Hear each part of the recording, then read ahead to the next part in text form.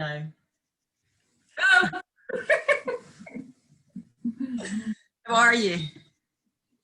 Hey, how are you? How was your run? My run was immense. No runs for the first time ever. And you walked 8 miles. 8 miles. Edinburgh to places you didn't even know existed. That is true. Sometimes that's the best way. Oh, there's the cat. Yay. Sometimes that's the best way. So how has the reaction to your video about how you're feeling about life in general been? Because it was quite brave to do that. Because I think quite a lot of people are probably feeling quite the same. Yeah, that's probably the reason that I did it. I think this time around, you kind of recognise that you do actually feel the same. You know, I think initially you feel quite, it's so new, it's so odd that I think you feel that you're only the person experiencing it.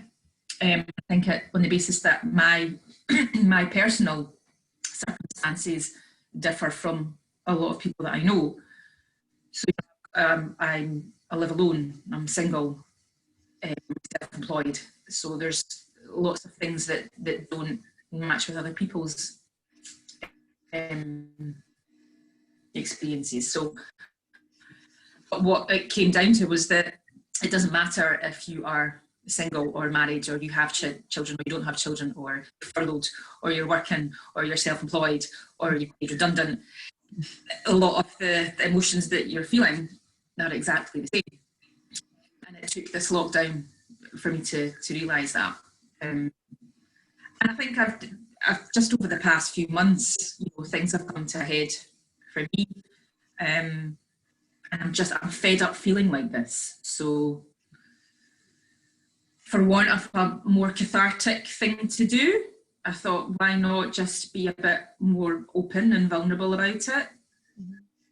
I'm often considered not either of those things, so let's just do it and see what happens. And obviously we had the conversation about whether, obviously it's more of a kind of a Facebook relevance. So it wasn't an issue for me to put on Facebook. Mm-hmm. We always had a conversation about whether to put on LinkedIn and whether or not it would be regarded as too perhaps touchy-feely or not professional or businesslike enough. So just in case anyone hasn't seen it, it's basically kind of in your heart, really, a lot about how you feel now versus 9 months ago, and the things maybe that you've learned during the first lockdown, and now that we're back into whatever one this is. For Scotland, it's probably lockdown properly, number 2. So it's you're kind of verbalising how you feel now versus then, and the journey you've been on to get to.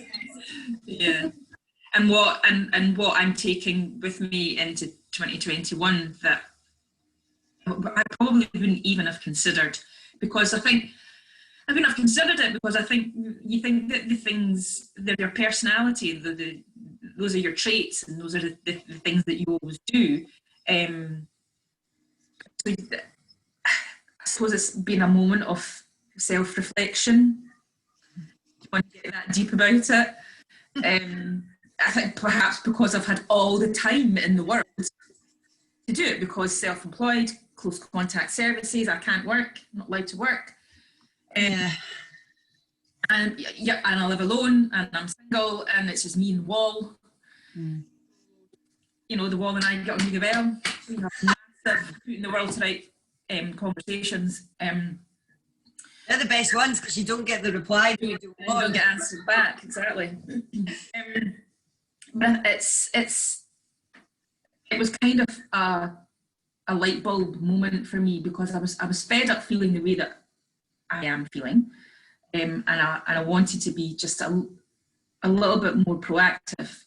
My motivation levels were significantly low, so trying to be proactive when you're really, really unmotivated is just nigh on impossible. So rather than, you know, thinking to yourself, well, I need to do this and I need to do that, and I'll do this and I'll do that, and I'll go out and I'll do stuff in the house, which is all of the things that I did during first lockdown. And putting that pressure on yourself to do all of those things, I decided that I would break it down into things that were concerning me the most, and that for me turned out to be a lack of boundaries, spending time with people I didn't want to spend time with, getting myself into situations that weren't bringing me joy, and saying no more, and actually telling people, you know, no, I actually don't want to spend time with you. And that's not a bad thing. It's not a selfish thing. I think a lot of people think that's being selfish, but especially because we've only been able to see people, we were only able to see people for such a short space of time.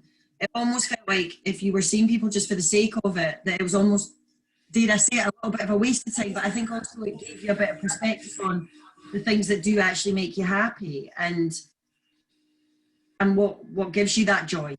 So, you know, get sort of setting those boundaries and almost doing it within your own head, because if you're not doing it within your own head, then you can't disseminate that out to the wider people. So I'm just glad that you decided that you didn't want to get rid of me, otherwise we wouldn't have a business. I think that's maybe the difference this time as well, though. I think, and we talked about this yesterday, that last lockdown at the beginning of it, and nobody knew what to expect. We all thought it was going to be a couple of weeks. We all kind of went into survival mode a little bit, hibernation, and certainly for me, the business as in PS, it kind of just, I almost felt like I didn't think about it, because all I could think about was day to day. Because a bit like you, I lost my job overnight, and I didn't get any government help, and had to figure out how I was going to survive from day to day. This time, having been through all of that and realised that the world does continue to turn, what it's actually shown me is that I think we're all a lot stronger than we ever give ourselves credit for. And actually, and again, I've said this to you, you sometimes have to go all the way down to be able to go back again. It's not a bad thing.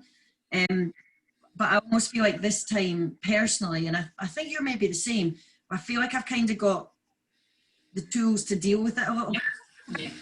Understand that I'm going to have bad days, but that's okay. And that actually, I've always taken comfort in the fact that we are all, to coin a phrase from the government, we are all in this together, in a different way, because you're, like you said, you know, you're self-employed, it's just you in the house. It's different for me. I've got a partner who's now working from home all the time.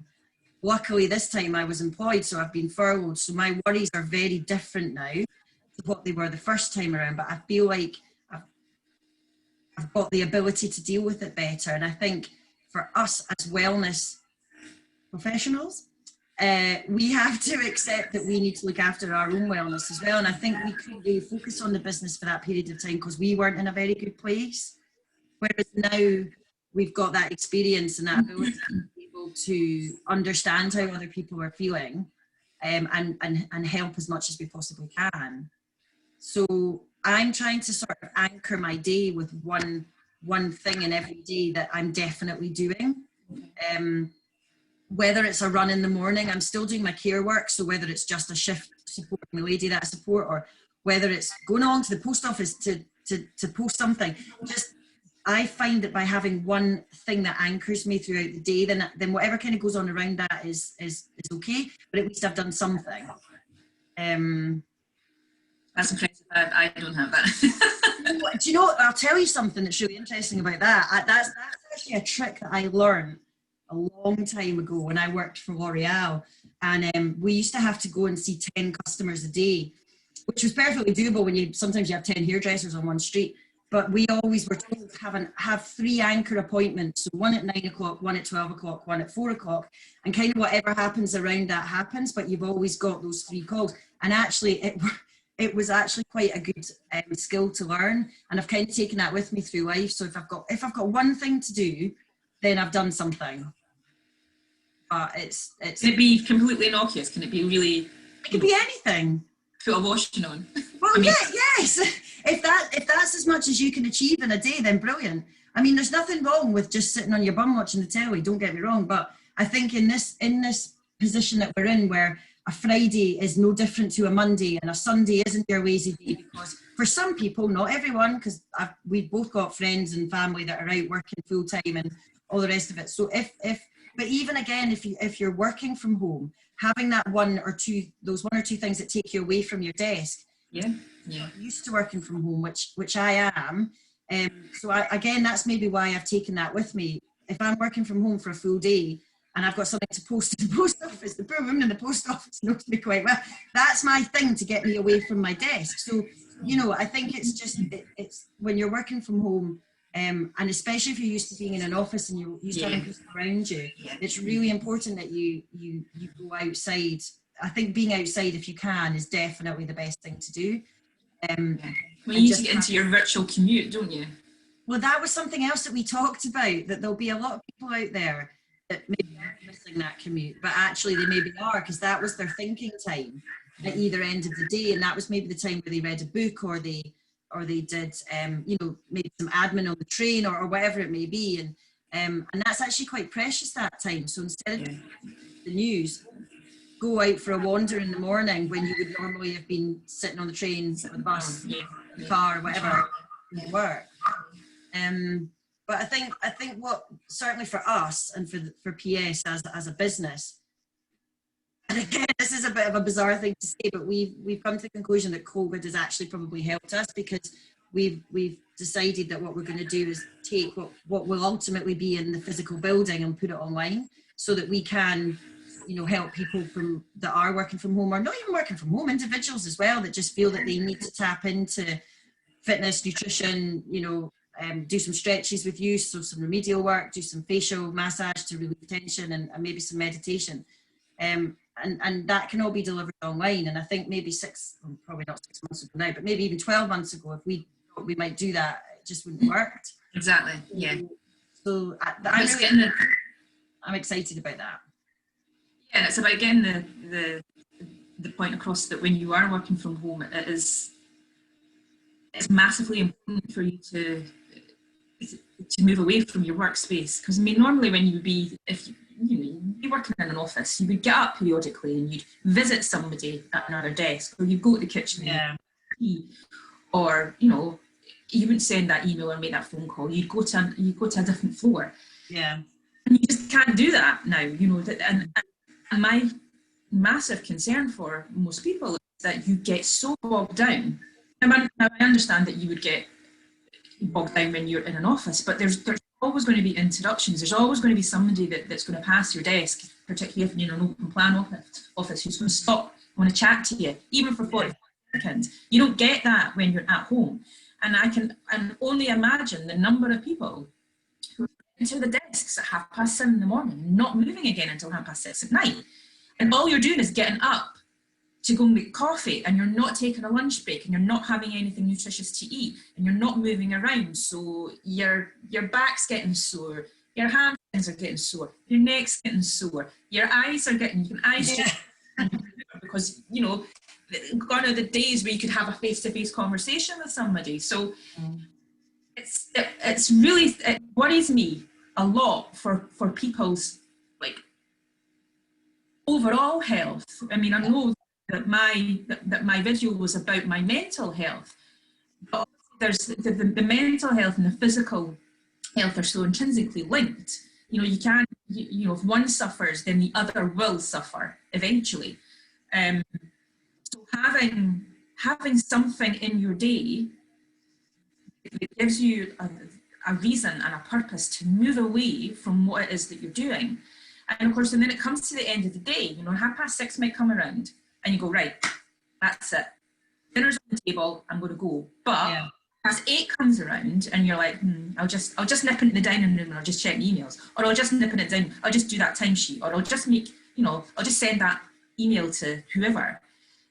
You wouldn't necessarily do that. You might do, depending on the type of job that you have. But I would like to think that there'd be an element of you to just close off, and it's far more difficult when you've got your office in your dining room or at your kitchen table. And it's not as simple as just closing the door. Yeah, and I'm hoping that, I think there will be a lot of people, I mean, just listening to the conversations that my partner's team have been having online, they're a sales team, they're usually out on the road, they've all been taken off the road. And I think the learnings from last time about, you know, really that you need to find that distinction between home and work. And it's interesting to hear the conversations they're having about how can we break the day up for you guys? What can we do?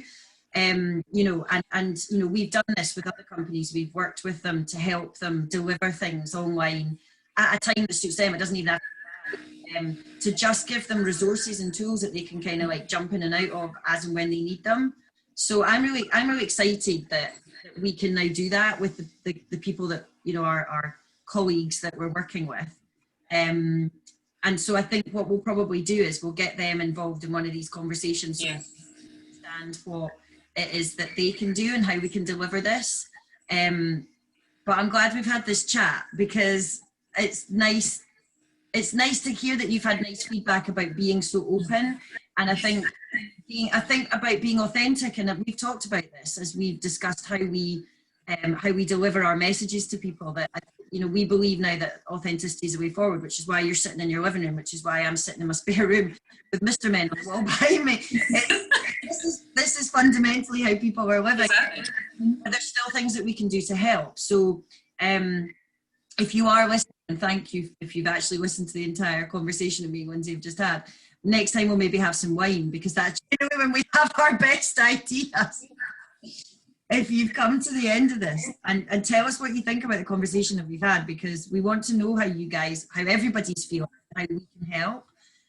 Because between the four of us, we've got, do you reckon we've got like 100 years experience? Yeah, but well, I don't know. Angie's got at least what, 20, 30? Yeah. We've got 30 combined, so 60. So maybe I was probably about 15. Yeah, so 75 years. We kind of know what we're talking about. Well, you would hope. No, so we'll get the guys involved, and we'll explain a little bit about how we can do it. But if you have come to the end of this and you've watched the whole thing, please do comment if you have, because it'd be interesting to know. But yeah, we'll do this again in a couple of days, I think, Lynsey. What do you think? Yeah, definitely. Everybody's feedback. And I'll maybe try and get some different Mr. Men on the wall the next. Right, I'll speak to you later, doll. Take care. Bye. Bye-bye.